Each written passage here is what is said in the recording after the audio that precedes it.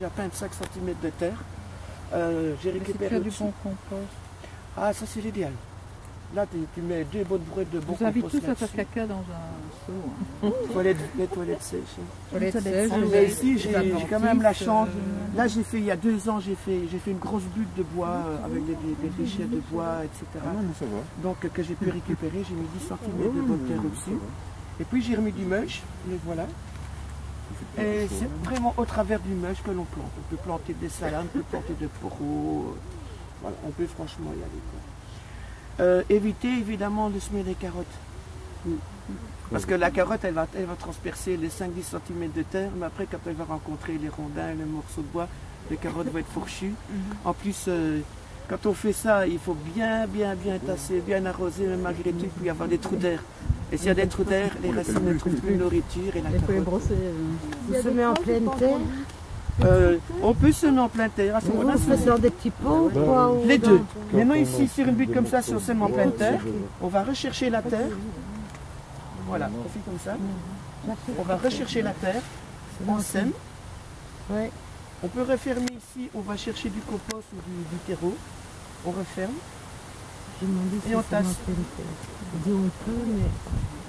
Et au fur et à mesure que ça pousse, on vient refermer les jeunes pousses. Légèrement pour ne pas les étouffer. Et vous n'avez pas d'adventices qui poussent, vous n'avez pas d'indésirables, puisqu'elles n'ont pas d'air, donc pas d'oxygène pour se développer et pas de lumière. Donc elles germent et elles meurent automatiquement. D'accord? J'ai demandé s'il se met en pleine terre ou un petit peu, on peut faire les voilà, c'est un petit peu... C'est au point que j'ai volé les coupes de pousses de mes voisins. Volé, carrément. Moi, j'ai pas de pousses. Les chèvres ont mangé parce qu'on c'était des ronces. Et je vais voler les... Ça passera dans la gazette, je suis une voleuse de... Alors là j'ai 2 petits réservoirs d'eau. En principe c'est des petits réservoirs, à purin. Donc c'est purin d'ortie, purin de consoude. Mais là pour le moment ils sont propres. Je ne les ai pas utilisés parce que j'ai fait les purins à la maison, donc je suis mis dans des petits jerrycans de 5 litres. Donc il y a l'eau qui s'est mise dans les fûts. Et alors au mois de mai, au mois de juin, comme il faisait sec, j'ai vu qu'il y avait des petits oiseaux qui venaient boire et ils prenaient leur bain parce que l'eau dépassait. Alors je me suis dit, les pauvres... T'as pas vu le modèle juste d'abreuvoir pour oiseaux? J'ai un truc que j'ai mis sur internet avec des feuilles de rhubarbe. Des feuilles de rhubarbe, tu fais un ciment et puis tu le retournes. Et c'est l'image des feuilles de rhubarbe, mais c'est un abreuvoir. Je l'ai posté il y a quelques jours. Alors je me dis, je vais quand même leur mettre une petite main. Donc j'ai fait un trou. J'ai fait une petite mare. Et pour éviter d'avoir des larves de moustiques, j'ai mis un poisson rouge. Et je me suis dit, tant qu'à faire, je vais planter des haricots tout autour. Comme ça, on ne perd rien. Comme ça, les oiseaux ils viennent voir à la mare et moi j'ai des haricots. Ici j'ai des haricots. Il y a la cassade de mes enfants, ils servent quand même des lentilles. Il y a des lentilles. Et alors tout autour, j'ai mis des rois de beurre et toujours le mulch.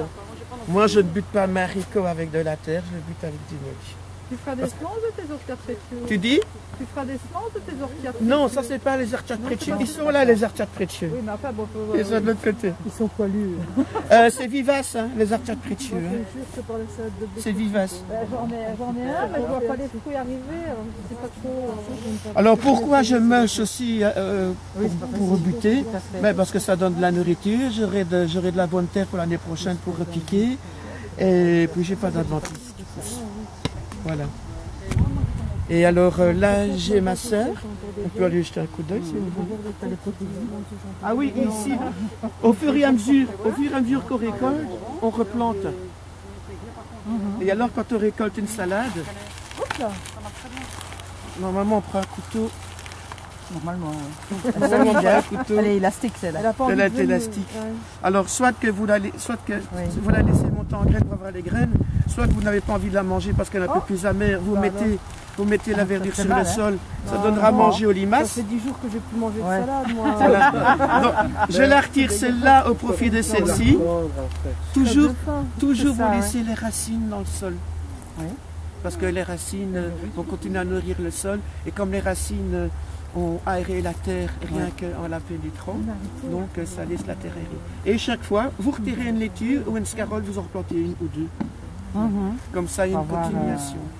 Souvent, on voit les gens qui, hop, d'une ligne de salade, d'une ligne de scarole, on coupe le salade, et puis on bêche, et puis on ratisse, et puis on met autre chose. Mais pourquoi? Oui, mais enfin, ça marchait quand même bien dans le temps aussi. Je veux dire, Mais après, il n'y a plus rien. faire ce qu'on veut. Après, il y a plus rien. Tandis qu'ici, il y a Parce que les gens se une nourrissaient quand même bien de leur potager ici. Mais sauf que ici, c'est une rotation, et on a toujours une rotation. C'est important ce que Joël vient de dire, je pense, parce que le but aussi de toute notre démarche, c'est d'être le plus possible en autosubsistance. Oui. Et donc effectivement, si tu fais une ligne et qu'il n'y a plus rien après, mais tu n'as plus rien. Tu vois? Alors qu'ici, Joël, il renouvelle continuellement et Notre grand-parent, c'est un jardin, d'accord, ils mettaient les poireaux, mais ils nourrissaient toute leur famille, ils étaient quand même pas idiots. Il connaissait les variétés, il connaissait les... Oui, mais non, mais il connaissait toutes les variétés. Hein. À la Saint-Paul, à la Saint-Jean, à la Saint-Pierre, il faut deux feuilles, à Saint-Paul.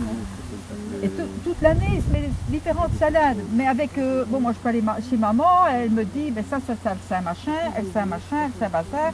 Bon, moi j'ai un peu, il faut les doucettes, il faut qu'elles aient deux feuilles au 15 août, et toutes sortes de choses. Enfin, et il y avait de la salade depuis le 1er juin, disons en pleine terre, jusque les salades d'hiver, les cabuzettes, qu'on appelait ça, qui passaient l'hiver et qui repoussent au printemps. Alors là, vous avez la salade tout le temps. Bon, il y a des salades très tendres qu'on met plutôt au début du printemps, et puis on passe aux salades au type Batavia, etc. Les 4 saisons, là, elles tiennent bien le coup. Les scaroles, on les plante à la fête Dieu, on les sème à la fête Dieu, en faisant attention aux lunes. Scaroles et endives, et puis on les repique à tel moment. Les doucettes, on les remet à ce moment-là. Les pains de sucre, on va seulement les semer maintenant avec les cabuzettes. Et ils avaient de la salade presque toute l'année. Aussi, hein. J'avais des méthodes de ils conservaient les oignons, les pommes. C'est pas compliqué. Hein. Non, mais on fait plutôt moins ça maintenant. C'est pas compliqué. Alors, il suffit d'avoir un peu d'espace. Donc tout à l'heure, je vais expliquer un petit peu le système de semis sur une butte. On peut pas marcher sur les bouts. Mais je ne vais pas me mettre comme ça pour que vous puissiez voir. Voilà, donc ici j'ai fait une tranchée à travers du mulch. J'ai semé des oignons.